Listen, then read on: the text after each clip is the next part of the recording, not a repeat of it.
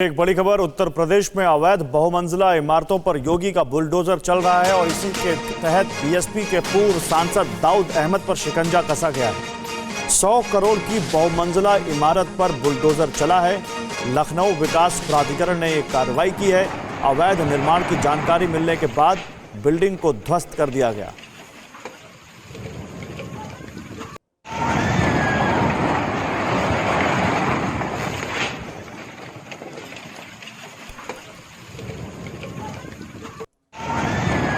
ये तस्वीर हम आपको दिखा रहे हैं, लखनऊ की तस्वीर है, जहां आप देख सकते हैं बीएसपी के पूर्व सांसद दाऊद अहमद की ये प्रॉपर्टी बताई जा रही है।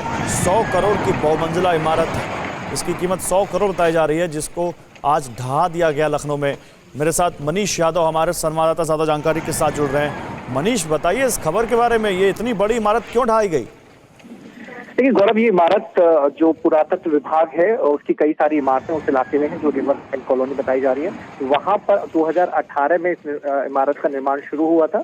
उस वक्त पुरातत्व विभाग की ओर से लखनऊ विकास प्राधिकरण और लखनऊ नगर निगम से संपर्क किया गया था और इसकी शिकायत की गई थी, जिसके बाद नोटिस थमाया गया था जो इमारत के मालिक हैं दाऊद अहमद को, जो कि बीएसपी के पूर्व नेता रहे हैं, सांसद भी रहे हैं।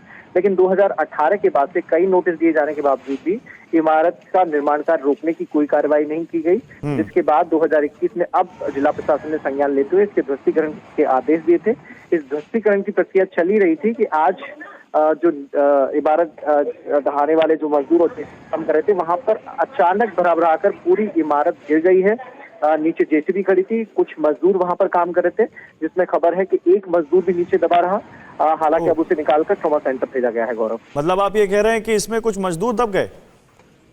चूंकि सवेरे से ध्वस्तीकरण की कार्रवाई चल रही है, एक एक फ्लोर पर जेसीबी काम कर रही थी, एक एक फ्लोर को गिराने की कोशिश की जा रही थी, लेकिन अचानक एक बड़ा हादसा हुआ और अचानक भरभराकर पूरी इमारत गिर गई।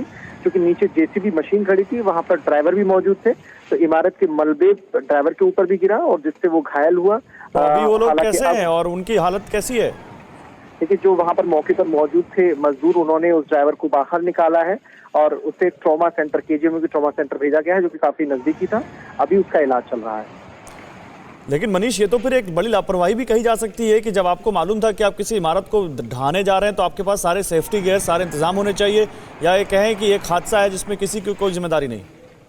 देखिए, चूंकि अभी प्रशासन के अधिकारी भी वहाँ मौजूद थे, एडीएम विश्वभूषण, जिनकी मौजूदगी में, जो नोडल अफसर है, मौजूदगी में इस पूरी इमारत को ध्वस्त किया जा रहा है। वहां पर कई सारी जेसीबी मौजूद थी, लेकिन चूंकि अभी हादसा हुआ है तो ऐसे बहुत कुछ कहना जल्दबाजी हुआ कि क्या कारण रहे जिसके चलते ये सारी चीजें हुई। क्या सेफ्टी उपकरण यूज नहीं किए गए थे? क्योंकि अचानक पूरी इमारत भरभरा के गिरी है, तो नीचे क्या बेस को पहले ढाया जा रहा था जिसके चलते ये हादसा हुआ?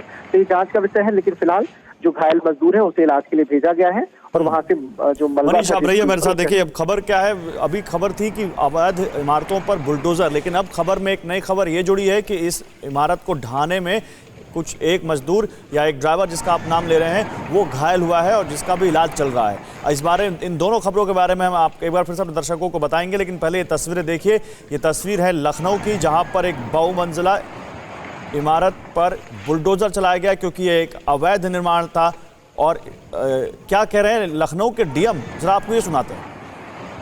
देखिए, इलीगल बिल्डिंग है और एएसआई एक्ट के अंतर्गत, रूल्स के अंतर्गत ये नियमानुसार कार्रवाई सुनिश्चित की जा रही है यहाँ पे बिल्डिंग के ध्वस्तीकरण की।